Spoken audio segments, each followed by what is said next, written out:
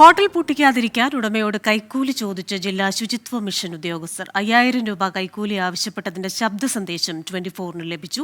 Hotel ഉടമ പണം നൽകിയതോടെ നടപടി അവസാനിപ്പിച്ചു. സാജനാണല്ലേ? അതെ, സാജൻ ഞങ്ങൾ എൻഫോഴ്സ്മെന്റ് ആയിരുന്നു. ഇപ്പൊ നമ്മുടെ ടീമോട് വന്നിട്ടുണ്ടായിരുന്നു. അത് ലൈസൻസ് വരെ സാജന്റെ പോകും.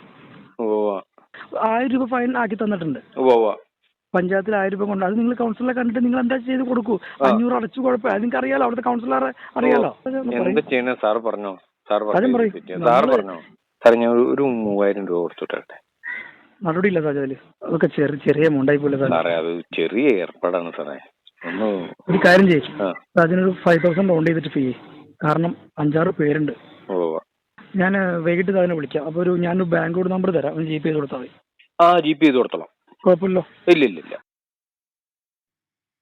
കൊച്ചിയിൽ നിന്ന് വിവരങ്ങളുമായി S. ശ്യാംകുമാർ ചേരുന്നു. ശ്യാം, ഇത് ആസൂത്രിതമായി പലരിൽ നിന്നും സമാനമായ രീതിയിൽ പണം വാങ്ങുന്നുണ്ട് എന്നൊരു സംശയം കൂടി നൽകുന്നുണ്ടല്ലോ. കാരണം ബംഗളൂരുവിലുള്ള ഒരു നമ്പർ തരാമെന്ന് പറയുന്നു. ഈ നമ്പറിലേക്ക് എന്തായാലും മറ്റുള്ളവരോടും ഒക്കെ ആവശ്യപ്പെടും. മറ്റൊന്ന്, ഇത്തരത്തിൽ നടത്തുന്ന പരിശോധനകൾ, അത് എന്തിനാണ് ആ പരിശോധന എന്നൊരു ചോദ്യം കൂടി ഉയർത്തുന്നുണ്ടല്ലോ ഇത്.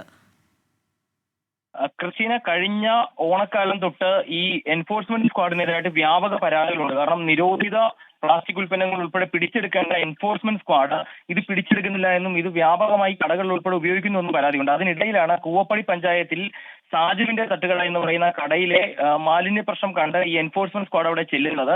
അവിടെ ചെന്ന് കട പൂട്ടിക്കുന്നതിന് പകരം 1000 രൂപയുടെ ഫൈൻ ആദ്യം കൊടുത്തിട്ട് പോകുന്നു. തുടർന്ന് ആ കട ഉടമയെ വിളിച്ചിട്ട് കാര്യങ്ങൾ പറയുന്നു, പണം വേണമെന്ന് ആവശ്യപ്പെടുന്നു. ഇത് എൻഫോഴ്സ്മെന്റ് സ്ക്വാഡാണ്. അതായത് ജില്ലയുടെ എല്ലാ ഭാഗത്തും പരിശോധന നടത്താൻ അധികാരമുള്ള ഒരു സ്ക്വാഡിലെ ഉദ്യോഗസ്ഥരാണ് ഈ വിളിച്ച് പണം ആവശ്യപ്പെടുന്നത്. ഇങ്ങനെ പല കടകളിൽ നിന്നും ഇവർ പണം വാങ്ങിയിട്ടുണ്ടാകാം. ഇതിൽ ബാദുഷ എന്ന് പറയുന്ന ഒരാളുടെ GP നമ്പറിലേക്ക് 5000 രൂപ, ഒടുവിൽ വില പേശി 3000 കൊടുക്കാമെന്ന് ഹോട്ടൽ ഉടമ പറയുമ്പോൾ 5000 രൂപ വേണമെന്നാണ് ആവശ്യപ്പെടുന്നത്. അങ്ങനെയാണ് 5000 രൂപ വാങ്ങുന്നത്. 6 പേര് ഉദ്യോഗസ്ഥർക്ക് വീതിച്ചു കൊടുക്കാനാണെന്നും അതിൽ പറയുന്നുണ്ട്.